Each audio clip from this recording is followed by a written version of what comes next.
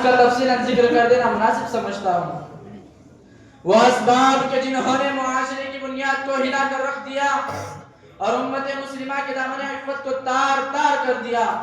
اس میں صرف یہ عمل کرنا یا کرانا، غیر مشروع طور پر گنڈے تعویذ کرنا، غیر شرعی کاموں کے لیے منتیں مانگنا، ماں باپ کی نافرمانی کرنا، مردوں کا ٹخنوں سے نیچے پائجامہ پہننا، غیر محرم مردوں اور عورتوں کا بے محابہ ملنا جلنا، مسلم لڑکیوں کا غیر مسلم لڑکوں سے ناجائز تعلقات کا استوار کرنا، اپنے مذہب کو چھوڑ کر مشرکانہ اور ہندوانہ طریقے کی طرف رائے برائے اختیار کرنا، اپنی اولادوں کو بے دینی کی طرف منتقل کرنا، ٹی وی وغیرہ پر وقت ضائع کرنا، موبائل پر بے حیائی اور حیاسوز مضامین کا دیکھنا، بے حیائی، فحاشی اور عریانیت کی زندگی بسر کرنا، مسلمانوں کے گھروں میں غیر محرم کا آنا جانا، مسلمانوں کے اندر غیروں کے طریقوں کا آنا، مسلم لڑکیوں کا میوزک کے اوپر ناچنا، کپڑوں کا جسموں سے چھوٹا ہو جانا، قبروں کے سامنے گرنا اور انہی سے منتیں مانگنا، ان کو حاجت روا اور مشکل کشا تسلیم کرنا، مسلمانوں کے اندر غیروں کے طریقوں کا آنا، مسلمانوں کے دلوں سے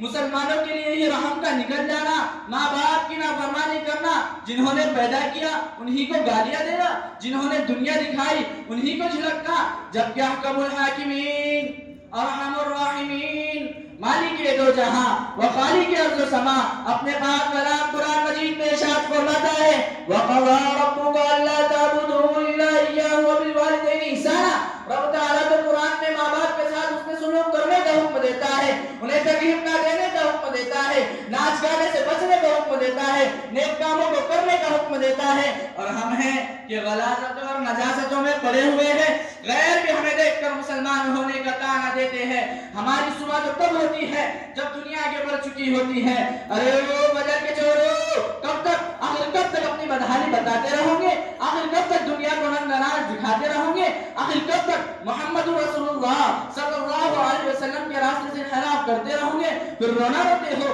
کہ بادل گرجتے ہیں تو ہمارے اوپر، بجلیاں ٹوٹتی ہیں تو ہمارے اوپر، سیلاب آتے ہیں تو ہمارے اوپر، زلزلے آتے ہیں تو ہمارے اوپر، موبلائزنگ ہوتی ہے تو ہمارے نوجوانوں کے ساتھ، ظالم بادشاہ مسلط ہوتے ہیں تو ہمارے اوپر، ہمیں تو گلے کرنے آتے ہیں، ہمیں تو شکوے کرنے آتے ہیں، ہمیں تو اپنی بدحالی بتانے آتی ہے، ہمیں تو بس ناشکری کرنا آتا ہے۔ میں کہتا ہوں اور آپ کو للکار کر کہتا ہوں، دل کی تکالیف کے ساتھ کہتا ہوں، جب تک ہم محمد رسول اللہ صلی اللہ علیہ وسلم کے طریقے کو نہ اپنائیں گے،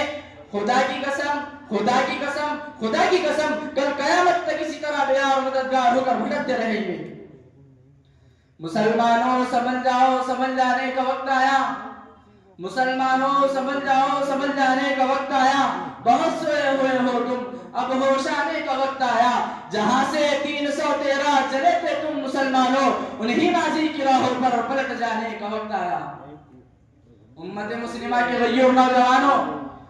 جب جب رب کی زمین پر فساد ہوتا ہے،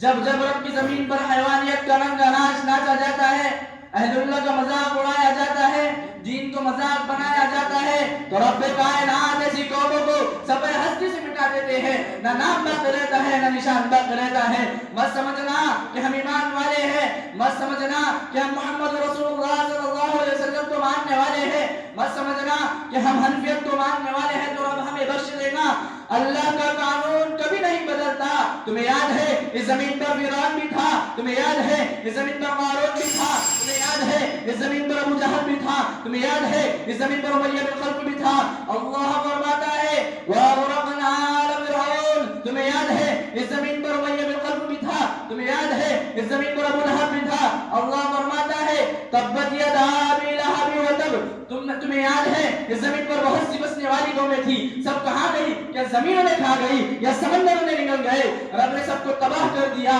برباد کر دیا۔ رب فرماتا ہے سخرها عليهم 7 ليال و8 ايام حسوما فترى القوم فيها سرعا،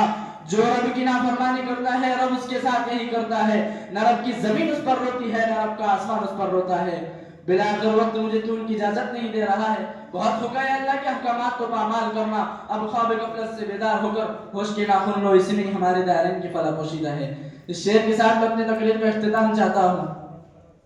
بہت ہم نام لیتے ہیں نصارہ کی عداوت کا، بہت ہم نام